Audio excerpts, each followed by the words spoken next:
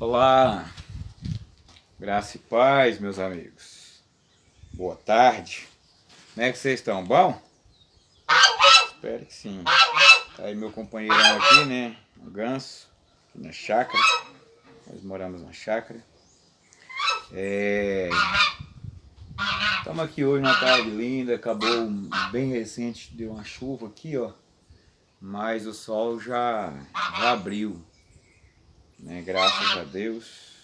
E eu quero aqui mais uma vez falar com vocês.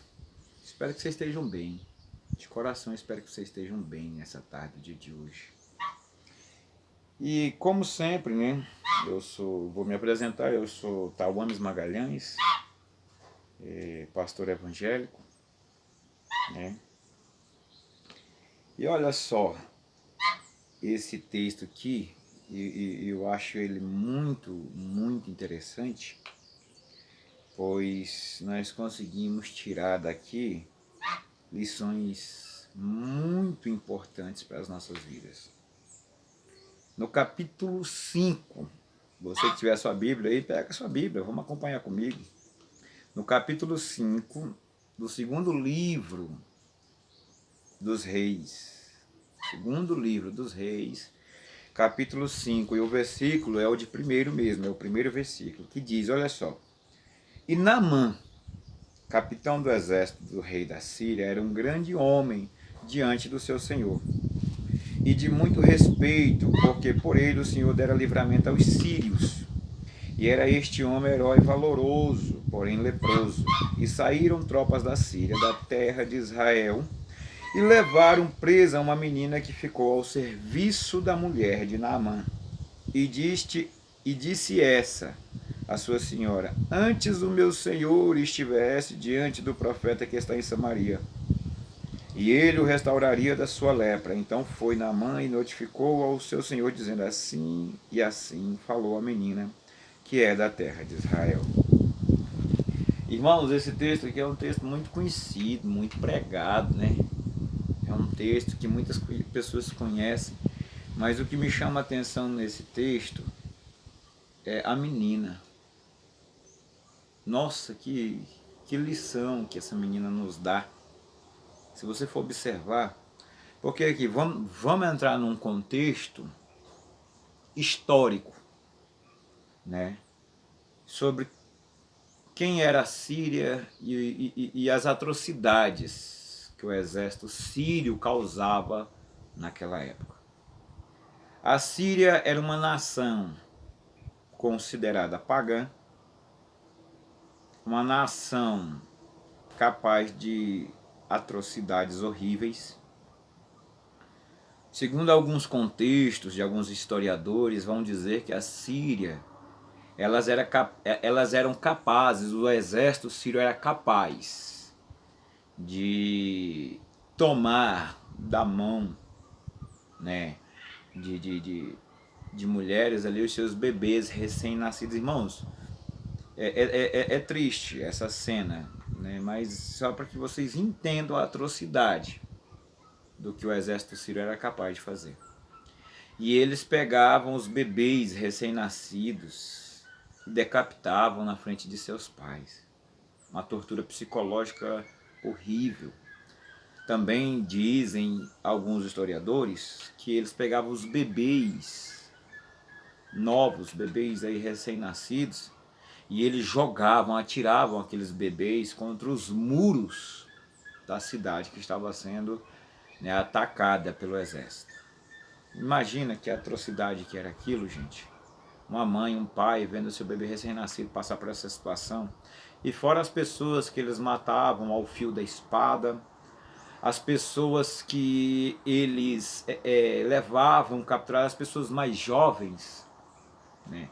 E que às vezes não exercesse ali uma força contra eles, desculpem, eles pegavam e levavam como escravos. Mas aqueles que se rebelavam, que lutavam, eles matavam. E aquelas pessoas de mais idade também. Imaginemos agora a situação disso. Os sírios entraram ali na cidade onde a menina morava, uma menina que é anônima, não se fala, não se menciona o nome dela, e pegaram ali seus pais. A Bíblia não vai dizer, mas vamos aqui cogitar que eles possam ter matado seus pais, seus familiares. Ela deve ter visto seus amigos morrerem.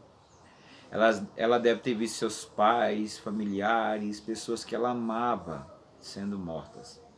Quem sabe bebês de algumas pessoas que ela conhecera também foram mortos, jogados contra os muros da cidade. E aquela menina agora ela foi levada cativa e ela foi trabalhar para a mulher de Naamã, como serva, como serviçal, como escrava, na verdade. E o que eu acho interessante é que aquela menina, ela tinha, se a gente fosse olhar pela ótica humana do que nós faríamos, às vezes, que não é o correto de se fazer, mas uma boa parte das pessoas teria ódio de Naamã, né? Teria um ressentimento terrível, desejaria a morte de Naamã pelas atrocidades que ele fez. Mas sabe o que ela faz?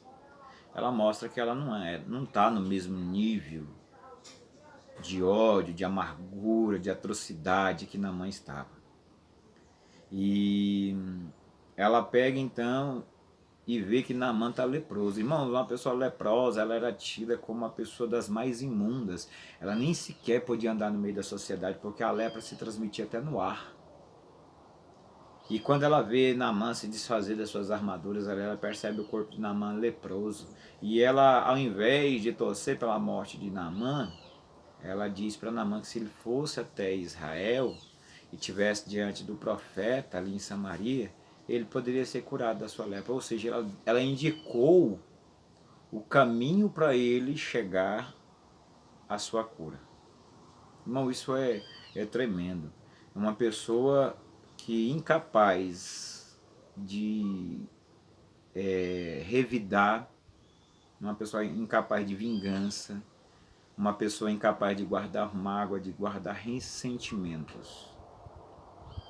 Essa era aquela menina. E o que eu entendo com isso é que Naamã foi, seguiu o conselho dela, e aí nós fôssemos seguir ao texto, nós iríamos ver que ele fora curado da lepra.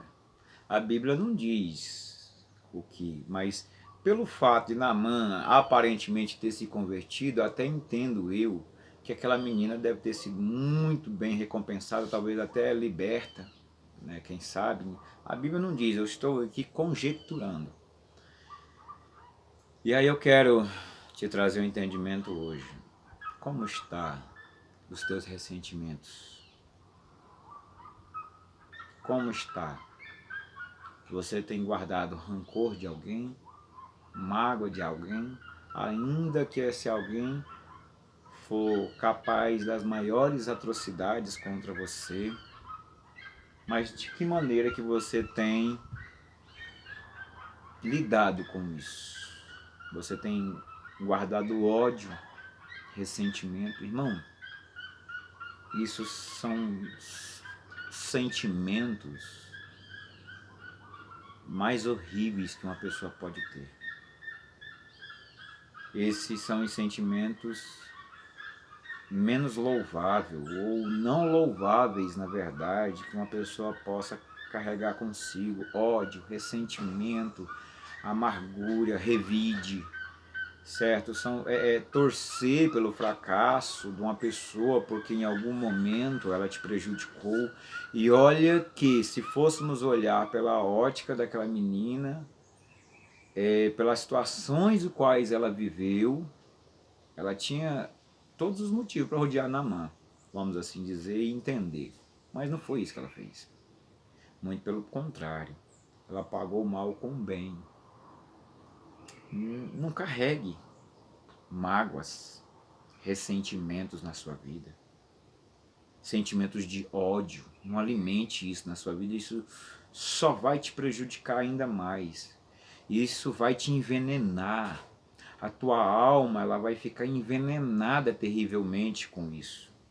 Isso em nada vai te beneficiar. Isso não vai propiciar nada de bom, nada de excelente na tua vida. Mas é preciso você ter esse entendimento e fazer como aquela menina. Perdoe. Perdoe aquela pessoa que te maltratou, aquela pessoa, quem sabe, que brincou com seus sentimentos, aquela pessoa que de repente prejudicou a você ou alguém da sua família de uma forma que você procura liberar um perdão e talvez você não consiga liberar esse perdão sobre essa pessoa, mas busque forças do seu íntimo. Ainda que necessário for você chorar, chore um pouco, liberte-se dessa mágoa, desse ressentimento. Faça isso, você vai se tornar uma pessoa melhor. Você vai tornar as pessoas em seu redor melhor, porque às vezes isso faz com que você torne-se uma pessoa não sociável, uma pessoa que também tem a facilidade de magoar outros, porque isso desencadeia sentimentos, e às vezes você acaba descontando em outras pessoas que não tem nada a ver com a situação, né? Aquilo que você viveu no seu passado. E isso não é nada bom, nada, absolutamente nada bom. Você está prejudicando a si, prejudicando outras pessoas ao seu redor, afastando, afugentando pessoas, quem sabe, que te amam, por causa de um sentimento do passado que não tem como você mudar. A única coisa, o que você pode mudar é o que você sente, isso sim. E isso não está no passado, está no presente. Se você carrega consigo mágoa ou ressentimento de alguém, liberte-se disso, porque isso está, de certo modo, prejudicando a sua vida. Não faça como outros por aí que estão carregando mágoas e ressentimentos e achando que estão vivendo e não estão. Estão deixando de viver. A vida é tão curta para nós perdermos tempo com esse tipo de sentimento, com esse tipo de emoção ruim, destrutiva, traumatizante. Liberte-se, procure libertar-se desse trauma. Quem sabe isso está acarretando na sua vida uma depressão. Quem sabe isso está fazendo com que você vivencie transtornos terríveis e que você considera irremediáveis. Quem sabe você já procurou psicólogos, psiquiatras, terapeutas e não conseguiu a solução para isso. E às vezes a solução está claríssima na Bíblia. É buscar não alimentar disso. Não alimente a sua alma disso. Alimente a sua alma de boas emoções. Cultive amor pelas pessoas em sua volta. Olhe para as pessoas à sua volta com amor. Admire a natureza. Pratique um exercício. Tenha um bicho de estimação. Saia, sorria, viaje, enfim. Mas não se alimente disso. Porque isso é destrutivo. Isso faz muito mais mal ainda para você. Isso causa um mal maior na sua vida do que para quem você mantém esse ódio. Então não faça isso com a sua vida. Não faça isso com a sua alma. Não permita que a tua alma fique sofrendo por situações do teu passado que já foram vivenciadas e que você às vezes não pode mudar a situação, mas você pode mudar o sentimento que você traz consigo. Olha bem, Jesus, ele nos deu uma clara lição quando ele nos disse que era necessário nós perdoarmos 70 vezes 7. E também quando a Bíblia vai dizer no Evangelho de João, de capítulo 3, versículo 16, que Deus amou o mundo de tal maneira que deu seu único Filho para que todo aquele que nele crê não pereça, mas tenha a vida eterna. Isso foi uma declaração de perdão universal pela humanidade, porque a humanidade, ela pecou e peca todos os dias, principalmente contra Deus, né? E assim, e isso agrava a Deus, mas Deus ainda na sua infinita misericórdia foi capaz de nos perdoar. Se Ele, na sua grandeza, na sua majestade, na sua glória, né, em todo a sua soberania, ele nem precisava nos perdoar, mas Ele ainda assim nos perdoou. É capaz de nos perdoar. Quem somos nós para não liberar perdão sobre a vida de outra pessoa? Porque se você não liberar perdão sobre a vida de alguém, você está se auto-intitulando Deus. Porque Deus sim tinha direito de não perdoar por ser soberano. Eu e você devemos lançar perdão. Talvez você fale, mas a pessoa quem me magoou, não tenho como eu ter acesso a ela, talvez até Deus já acolheu, né? Mas lance perdão, diga, Senhor, eu perdoo de todo o coração, chore, lave a sua alma, sinta-se melhor, sinta-se liberto, né? O rancor, o ódio, o ressentimento, a mágoa, o revide, são prisões da alma, são prisões emocionais que você traz consigo. Então, irmãos, faça isso, liberte-se, né? Torne-se um ser humano melhor, torne-se um ser humano mais parecido com Deus. Não cultive isso na sua vida, porque isso só vai te prejudicar, tenha certeza disso. E isso só te traz prejuízos, não te traz nada de bom. Talvez você tenha se enganado dizendo, mas eu me sinto bem em odiar fulano. Não se sente não, isso é um engano da tua alma, isso é um engodo que você está vivendo. Você vai se sentir bem mesmo quando você buscar ser a imagem e semelhança de Deus. Quando eu digo imagem e semelhança, não é física, é algo moral, é moralmente falando, certo? Que você possa cultivar bons sentimentos, ainda que as pessoas fizeram as maiores atrocidades com você.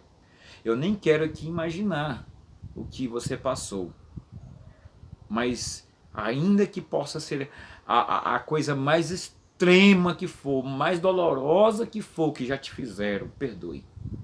Perdoe.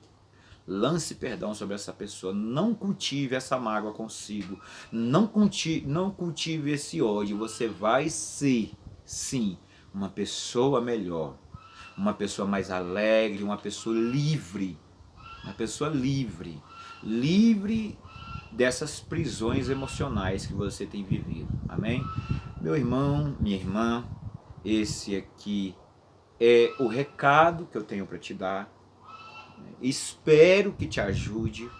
De coração eu espero que você consiga se libertar dessa depressão, da ansiedade, dos transtornos que você vive e de tudo isso que está te ferindo na alma, em nome de Jesus. Amém?